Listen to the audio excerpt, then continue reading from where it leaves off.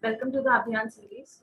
Here we meet inspiring people who are working with all kinds of social causes. They are trying to have an insight into the work that they do, know about their campaigns, and about what they believe in. Today we have with us Johnson sir from Aasra Foundation, and we are so grateful to have you here, sir. Thank you. Thank you for inviting me. So I'll start now. So I'm sure many of us have days where we have felt helpless and lonely due to some or for no reason at all. And we feel nobody understands us. It's hard for the person going through and hard for people around them because they are not equipped to help them. So the World Health Organization defines health as physical, mental, and social well-being. Of these elements, mental well-being has been misunderstood and often forgotten for decades. So, and with the internet, people are getting more aware, and but there's still a stigma around it, and not everybody is capable to afford therapy. So, Aasra is one such amazing NGO that has 24/7 helpline and many workshops in different target groups. So, starting with my question, so there's a lot of taboo regarding consulting therapy. So, how do you work in breaking that stigma, sir?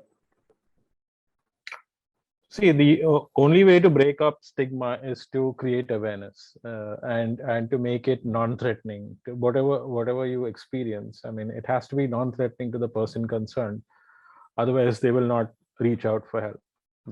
The idea is to, so that's why we don't hire professionals to do our work out here. We train volunteers like you and me, and those who are empathetic and understanding, and can reach out to people on a one-on-one basis without threatening them or being on a higher level, and dishing out advice or dishing out treatments which that person may not be ready to take at that point of time. So what we provide is basically emotional first aid, and that's very essential. It's a bridge between professional help and the client. It's the first step towards regaining control over yourself or regaining control over your illness, and we try to facilitate that so as much as possible, so that the person is ready to seek help by the time, in case he or she really needs it,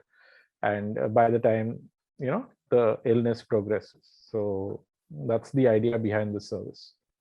Got it, sir. So you mentioned volunteering. So I saw on your website that you give them 6 months of training. So can you help us go through the process of that training? What goes in that 6 months? See, the training is experiential, it's theoretical, and it takes a lot of time for a person to imbibe the training. It involves a lot of personal understanding of the self.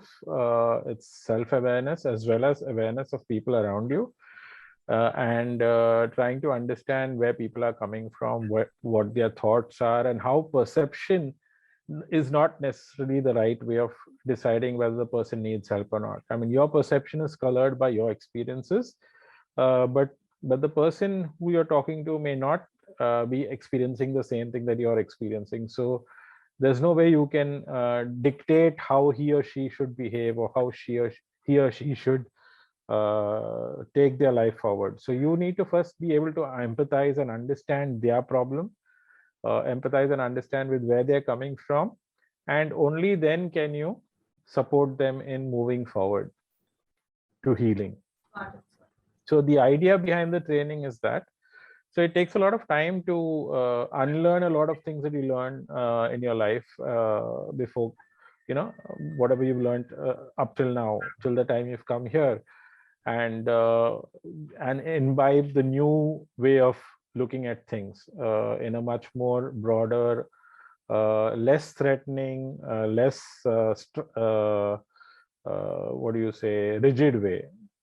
It's a way of opening up yourself as well as opening up your mindset and preparing a way forward for the person who's seeking help. Got it, sir.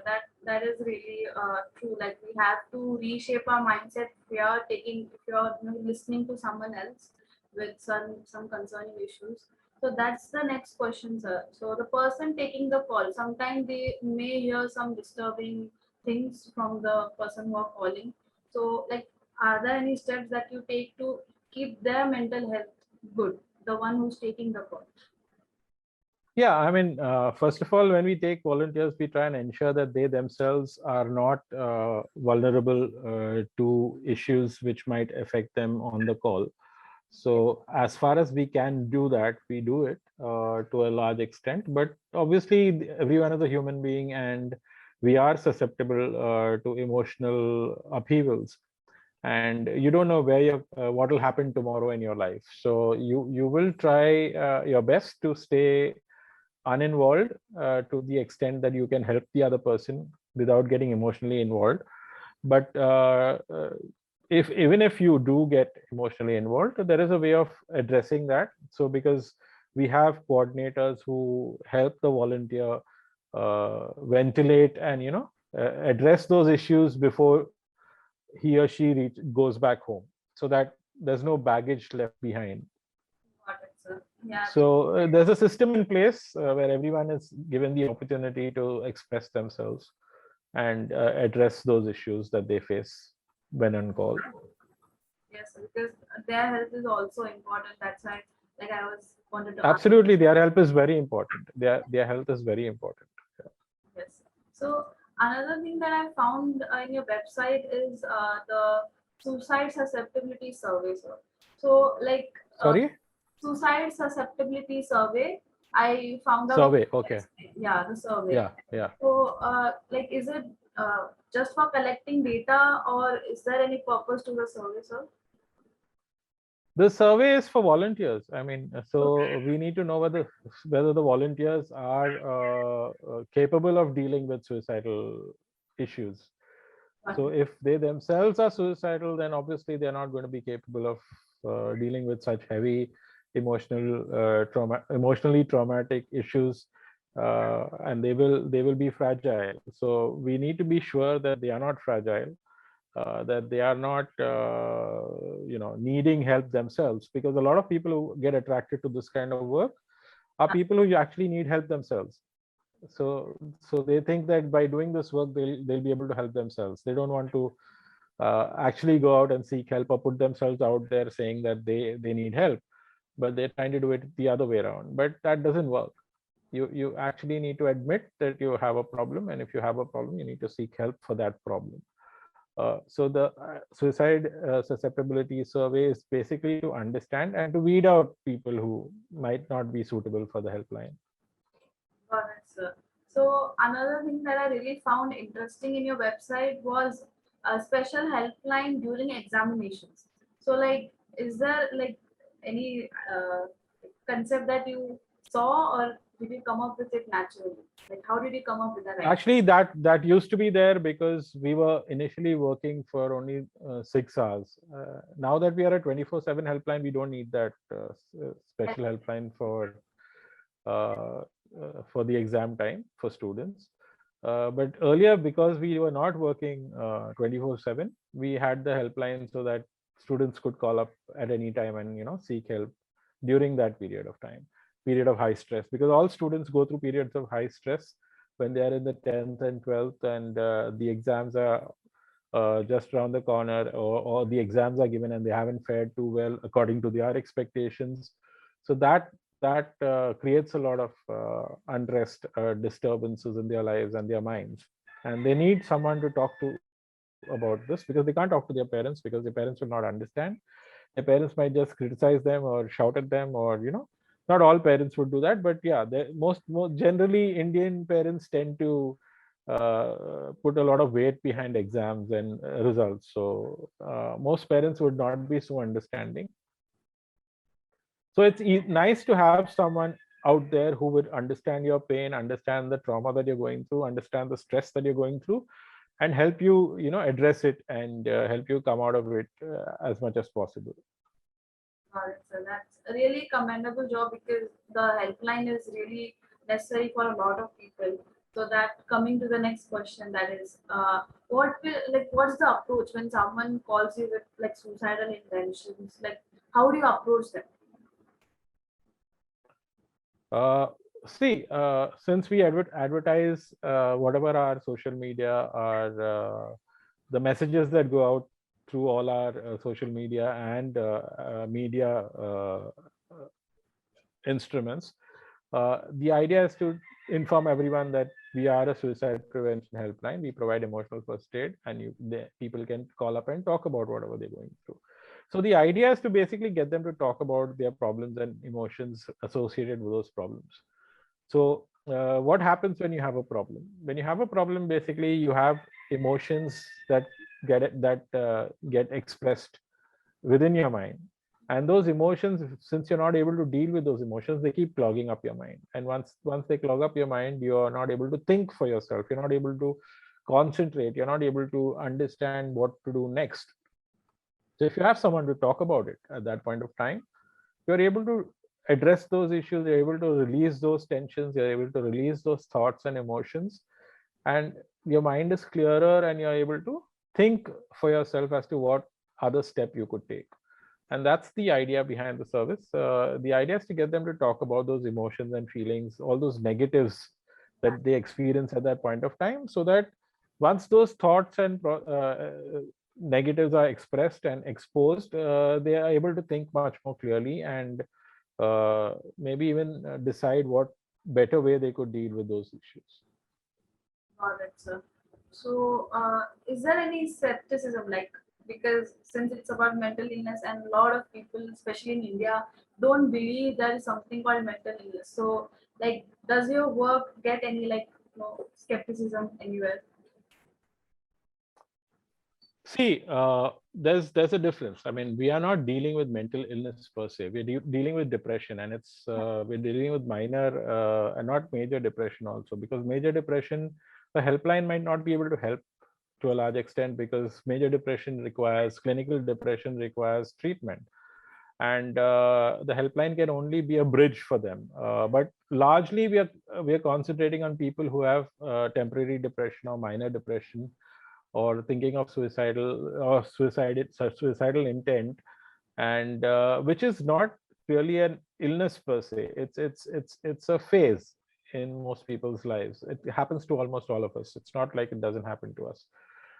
So if we have someone to talk about it, because what really, see, human beings are need people around them, need people to talk, to communicate. And because we are the new generation is so technologically addicted, they are not having those avenues anymore. They tend to lose those avenues. They stop talking to each other, and now they are mostly involved only in talking through technology. And because technology is something that keeps you away from that personal touch, it's not, it's kind of a barrier for a personal interaction, for a one-on-one empathetic interaction. So that prevents people from gaining insight about themselves and insight about, because when you're doing it through a via media, you don't know the other person. Most often you don't know the other person, and when that other person is reacting, that other person is reacting to the image that he or she is seeing. He's not reacting to the person. So it might not be a genuine interaction. It's just that other person might just try to please you by saying things that you want to hear, and you might also tell that other person only those things which you think are you don't want to expose yourself. So you're only going to tell them that, sometimes people do expose themselves, but then the other person is not capable of dealing with it. You see a lot of people expressing suicidal intent on social media, but what happens there? The people who receive that information are not capable of dealing with it, because they're not your close friends. They don't know you very well, and what are they going to do? They're not able to do anything. So other than refer them to a helpline or inform the police or whatever. Very often it's very important that not very often, always it's important to maintain relationships on a one-on-one basis, on a very personal basis, and because that is your security, that's your mental well-being, and your relationships are your mental well-being. And if you can maintain those relationships in harmony and communicate effectively, you won't be prey to mental illness, or you won't be prey to any mental challenges that you experience otherwise. So, like while we are on the topic of maintaining relationship, like during the pandemic, social interaction was like was nil. Like all of them were through internet only. So did you like experience any higher rate of calls or any difference at all during the pandemic? See, during the pandemic, to a large extent, most people went back to their families. So they had social interaction, but they didn't have interaction with their friends who they used to be with most of the time. So there's a difference between interacting with your family, suddenly starting to interact with your family when your family is not been interacting with you that freely before. So there are challenges to that. There are challenges to the fact that you're away from your friends and your peers and your loved ones, maybe, I mean, lovers or whoever, your partners or whoever they are. And you might feel lonely, you might feel frustrated. And because everyone is in the same space, and in India, we don't have large houses. So when everyone is together in one small cramped space, there are tensions that go with that also. So yeah, there have been a lot of calls because of that. There have been a lot of calls because of lots of people losing jobs, losing their studies. I mean, not being able to go abroad to study, the expenses increasing because of the gaps in I mean, when you've already paid for everything and suddenly you have to take a 2-year gap or 1-year gap, it's very expensive because you're not gaining anything from that. In fact, you're losing. So that also has caused a lot of problems. And yeah, a lot of people have lost their business, lost lots of money, gone hugely in debt, and it's been very difficult for them. And it's not as if the government is very concerned about these people who have been suffering.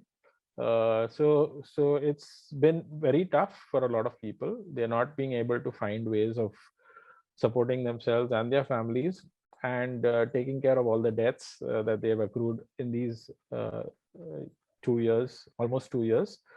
So it's tough out there. People are struggling, and all we can do is try and push them towards hoping for the better.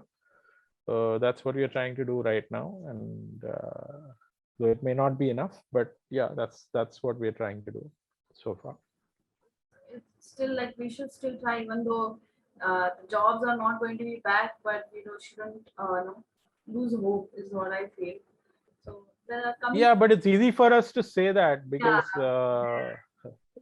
People who are going through the difficulty are the ones who know what's happening. It's for us to sit here in our safe spaces and pontificate. It's very easy. It's not that easy, because when you're harassed by lenders, when you're harassed and threatened by lenders almost on an everyday basis, plus your family starts deriding you because you're not able to earn money, or not able to supply the livelihoods that they were experiencing before, people tend to lose hope in themselves also. Self-worth goes down, and that's very difficult for anyone. Sorry, go ahead. Yeah, that's very difficult for anyone to bear with. When your self-worth is down, it's touching the bottom. It's not possible for them to listen to platitudes, or for people to, even if people are telling them that they need to not to lose hope, they're not going to listen to you. They're not. It's not going to be possible for them. But yeah, I mean, we can only do what we can do. That's something that we have to understand. That's true. Like these are some tough times, as you said. Like yeah, there are so many challenges now. It's not very easy. That's right. Let's hope for the best. That's all we can say. Yeah, that's all we can do. Yeah. So I think that concludes our interview. Like before finishing off, do you have any particular incident in mind, like while you are working in this for a long time? Do you have any incident that has stuck with you through the years? See, there are lots of incidents. I mean, I don't want to pick out any one particular incident, because that will be like choosing something over the other. Yeah. All incidents are important. All incidents are worth talking about and worth expressing. And people have various kinds of problems, and we've had lots of people coming from various walks of life, from various genders, from various I mean, there are problems. I mean, India is not a country where there are no problems. I mean, we've all had our problems. We've all had our issues. We are a transitioning society, so it's not going to be easy for people to fit into those parameters and paradigms. And so it's we have to constantly adapt ourselves to what is happening around us and within our families. And unless we learn to do that, it's going to be a challenge all over, every time that we step out. That is right, sir. So thanks for all the information that you said. So with this last insight into the organization, we have come to the end of this interview. So if you want to know more about it, you can connect to Aasra Foundation as well. So yes, it was really great talking to you, and your work is really inspiring, sir. And I'm sure it has inspired all our audiences. I wish you all the best and may you achieve all your goals, sir. Thank you so much for joining. Thank you very much, Mansa. Thank you. Have a good day, sir. Bye-bye.